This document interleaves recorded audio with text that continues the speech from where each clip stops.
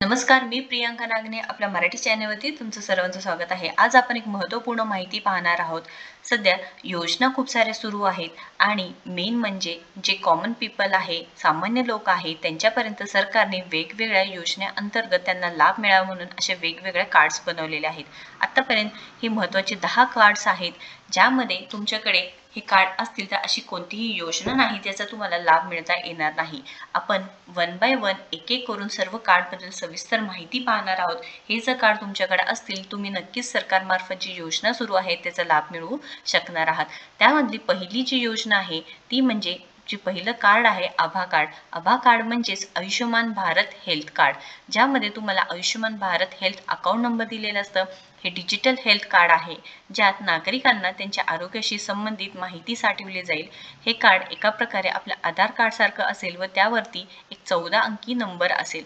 याच नंबरचा वापर करून रुग्णाची सगळी मेडिकल हिस्ट्री डॉक्टरांना माहिती होऊ शकेल. त्यामुळे तुम्हाला कोणता आजार आहे किंवा तुमची मेडिकल हिस्ट्री काय आहे ते 2 मिनिटात काही क्षणातच डॉक्टरांना समजून जाईल व पुढची ट्रीटमेंट काय आहे ते तुम्हाला मिळून जाते. म्हणून हे महत्त्वपूर्ण कार्ड आहे ते म्हणजे आयुष्यमान भारत हेल्थ कार्ड. आभा कार्ड आहे, जेणेकरून तुम्हाला सरकारमार्फत जे काही योजना आहे त्याबद्दल तुम्हाला लाभ मिळू शकतो. संपूर्ण तुमची मेडिकल हिस्ट्री यामध्ये जी स्टोअर केलेली असते, त्यामुळे त्याच्यानुसार तुम्हाला इथे लाभ मिळू शकतो. तुम्हाला सरकारी किंवा प्रायव्हेट हॉस्पिटलमध्ये नक्कीच याबद्दल उपचार मिळू शकणार आहात. त्यानंतर सेकंड कार्ड आहे ई श्रम कार्ड. आता ई श्रम कार्ड जे असंघटित लोक आहेत, जे कामगार आहेत, त्यांना लाभ मिळवण्यासाठी ई श्रम कार्ड आहे. याची सविस्तर माहिती, सविस्तर व्हिडिओ म्हणजे ॲप्लिकेशन प्रोसेस काय आहे, याचा लाभ काय आहे, ई श्रम कार्ड कसं वापरता येईल याच्याबद्दल सविस्तर एक व्हिडिओ आहे. तुम्ही आपल्या चॅनलवरती जाऊन ते पाहू शकता. सेकंड कार्ड आहे ई श्रम कार्ड. पहिलं कार्ड होतं आभा कार्ड आणि तिसरं व महत्त्वाचं कार्ड असणार आहे आयुष्यमान कार्ड. हे तुम्हाला एक कार्ड असणार आहे. आयुष्यमान कार्ड काय आहे तर हे तयार केल्यानंतर तुम्हाला सरकारी किंवा प्रायव्हेट हॉस्पिटलमध्ये 5 लाखापर्यंतचे जे मोफत उपचार आहे ते घेता येणार आहे आणि ते सुद्धा दरवर्षी म्हणजे प्रत्येक वर्षी तुम्हाला 5 लाखापर्यंत उपचारासाठी लागणारा खर्च आहे ते या आयुष्यमान कार्डमधून केला जातो. तुम्हाला त्याच्यासाठी रजिस्ट्रेशन प्रोसेस करावं लागणार आहे, रजिस्टर करावं लागणार आहे व सरकारी आणि खाजगी हॉस्पिटलमधून हे संपूर्ण तुम्हाला कसा लाभ घ्यायचा आहे हे कार्ड बनवल्यानंतर समजून जाणार आहे. यासाठी जर सेपरेट व्हिडिओ पाहिजे असेल तर नक्कीच कमेंट बॉक्समध्ये विचारा किंवा कमेंट करा की आम्हाला आयुष्यमान कार्डवरती सेपरेट व्हिडिओ पाहिजे आहे, तर नक्कीच तुमच्यापर्यंत मी नवीन व्हिडिओ आणेन. सो आयुष्यमान हे कार्ड आहे ते तिसरं कार्ड आहे. त्यानंतर आहे PM श्रमयोगी मानधन कार्ड. जे PM श्रमयोगी म्हणजे PM श्रमयोगी मानधन कार्ड म्हणजेच प्रधानमंत्री श्रमयोगी मानधन योजना कार पेन्शन दिली जाऊ शकते. असंघटित क्षेत्रातील कामगारांना ओल्ड एज प्रोटेक्शन आणि सोशल सिक्युरिटी देते. पेन्शन मिळावी यासाठी लाभार्थ्यांना महिन्याला कमीत कमी 55 रुपये आणि जास्तीत जास्त 200 रुपयेचे योगदान स्वतःकडून करावे लागेल. या मानधनाचा जर तुम्हाला लाभ घ्यायचा असेल तर तुमच्याकडे PM श्रमयोगी मानधन योजना कार्ड असणे महत्त्वाचे असणार आहे. त्यानंतरचे आहे ते नॅशनल करिअर सर्व्हिस कार्ड.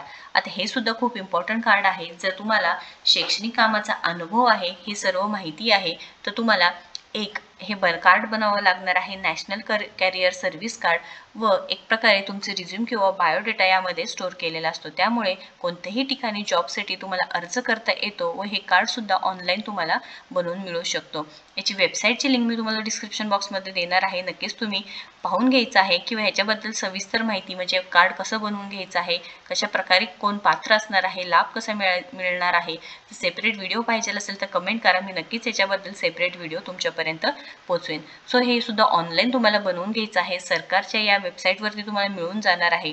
प्रत्येकाकडे असणे गरजेचं असणार आहे. एक ओळखपत्र आहे, म्हणजे तुम्हाला सरकारी ठिकाणी काम करायचं आहे किंवा प्रायव्हेट ठिकाणी जॉब करायचा आहे, तुम्हाला एक रिझ्युमे किंवा बायोडेटा स्टोअर केलेलं हे कार्ड असतं म्हणजे नॅशनल करिअर सर्व्हिस कार्ड.